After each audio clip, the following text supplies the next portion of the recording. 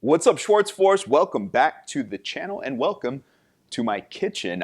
Some of you may not know that way back, once upon a time, I used to have a cooking channel right here on YouTube. I never deleted it or took it down, so if you can find it, it's a cringeworthy treat for you. But I love cooking, I love baking, and I love watches. And so I was thinking, hey, I gotta make this anyway. Let me just do something a little bit different, see how y'all, if it catches, we'll do some more. If it doesn't, no big deal, whatever. But basically, I'm trying to cut a lot of processed foods out of my life in terms of all the additives and crap that's in food. So today I'm actually making a loaf of bread from scratch. And this is using einkorn flour. It's a non-hybridized ancient grain.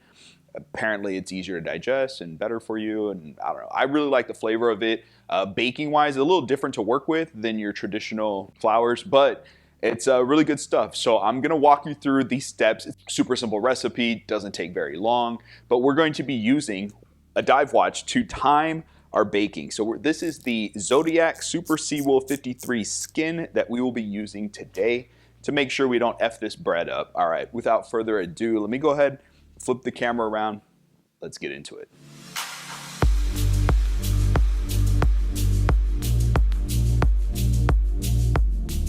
So first things first, wristwatch check, boom. There you see we got the Zodiac Super Seawolf. Here's a shot of the simple ingredients we're gonna be using. So we got honey, olive oil, salt, the flour over here, some warm or room temp water, and obviously some yeast. So first thing we're gonna do is actually a cup and a half. It's about 310 grams of water, and we're gonna take our yeast. This is 2 teaspoons. We're just gonna dump that in there. And then we are going to use our watch here. We got our bezel set. In 5 minutes, we will come back, check up on our yeast. So I'm gonna mix this up. We're gonna let it rest for 5 minutes. So we've just passed that 5-minute mark. As you can see, our yeast here is foaming up nicely. So we're gonna add in the rest of the wet ingredients. It's gonna be 2 tablespoons of some olive oil. We're gonna add in a 1/4 cup of honey. Stir that all together. Just kind of set it aside for now. Next, we're gonna do the dry ingredients. So I'm just gonna go ahead and take 1 teaspoon of our salt. Add that in the bottom. Now we could of course measure out our flour, which is gonna be 3.5 cups, or we can just do weight and use a scale. It's gonna be 440 grams of flour that we need. Boom, there we go. Got our 440 grams of flour. Obviously our salt is on the bottom, so we're gonna mix this all together. One of the good things about einkorn flour is it's kind of messy. It doesn't absorb the liquid quickly, but you don't have to sift it. You don't have to really, you don't overwork it. It's just very simple to use. Make a little bit of a well. I'm just gonna go ahead and add our liquid ingredients. I'm just gonna start mixing. So as you can see, we've got our dough here. It looks super sticky. Trust me, you do not want to be adding more water or more flour to this. It's supposed to be sticky and gooey like that.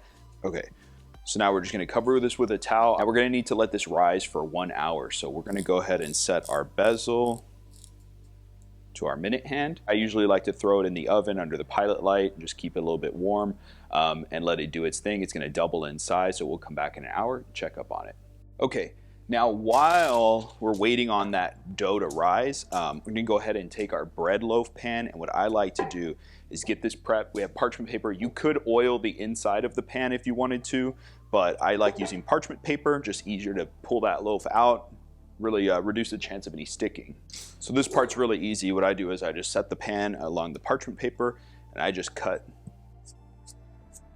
basically like that. Get the corners out.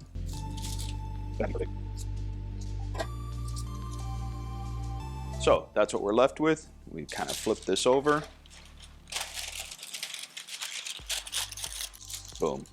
Now we'll just set this aside, and the loaf, the weight of the dough is actually gonna hold this in place, but the main thing is all the sides and corners are covered still, and we got our parchment paper lined. So we'll set that aside.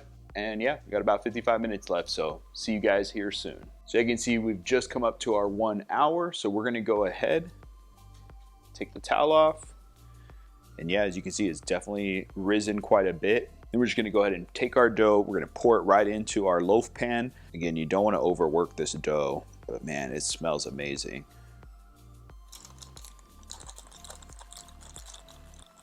So we're gonna cover that, and we're gonna, again, let it rise for another 30 minutes. And go ahead and preheat our oven to 375 degrees. Yeah, so while we're waiting on the oven to preheat, just real quick, this is an awesome watch. So as you can see, we got our bezel set. But yeah, I'm not a diver, so using dive watches for cooking is really, really useful. I do it all the time. This watch is kind of special because one of my buddies and viewer of the channel, John V, we actually did a trade where I traded 3 of my watches for this piece that he had in his collection. You can check the video out up here. Basically, I go through a full breakdown. I love this bead blasted bezel. I think it looks awesome, especially with the black painted indices on it. Very vintage style. I mean, we're going back to 1953, so right up there with the Blancpain, and then of course the Rolex Submariner, and then the Sea Wolf. So yeah, I really dig this piece, and hope y'all are enjoying the episode so far. Okay, last step here. We've got our bread here. It's doubled in size in our pan.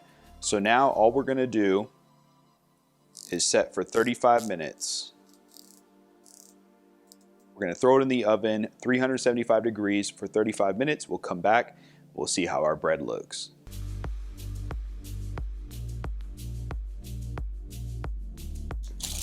Check out that loaf of bread. Oh my goodness. Okay. All right, guys, there you have it. So we use the Zodiac Super Sea Wolf to make this amazing loaf of bread. It smells amazing in here. I wish we had smell-o-vision. Should be a thing, 100%.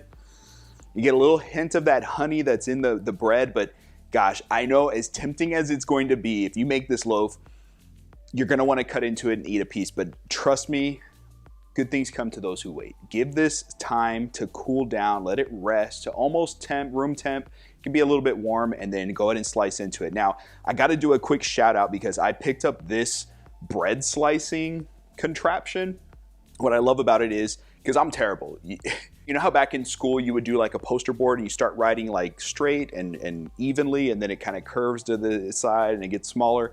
That's me, and that's how it is. If I were to cut this bread with just a knife, it would be jagged, misshapen slices, uneven. So as a noob, I had to invest in a really nice bread slicing kind of contraption like this.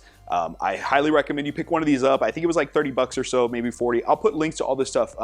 With these cooking videos, if I should do more of them, I have a lot of cool things that I like to use. So for example, when you're ready to store your bread after it's been cooled down, I like buying these linen sacks. You can just put the bread loaf in there, and then I have a bread box that I toss it into. So that helps keep it fresh longer, keeps it from drying out, and obviously start developing mold and stuff. But this loaf is gonna go quick. I'm probably gonna finish this within a week, less than a week. So I'm looking forward to letting this cool down. Let me know what you guys think of this video. Did you like it? If so, give it a thumbs up. Again, I have a passion for cooking. I have a passion for watches, and I hope y'all enjoyed this video. If you haven't subscribed, please consider doing that. Love you guys and gals, and I can't wait to see you all at the next one. Until then, may the Schwartz be with you. Take care.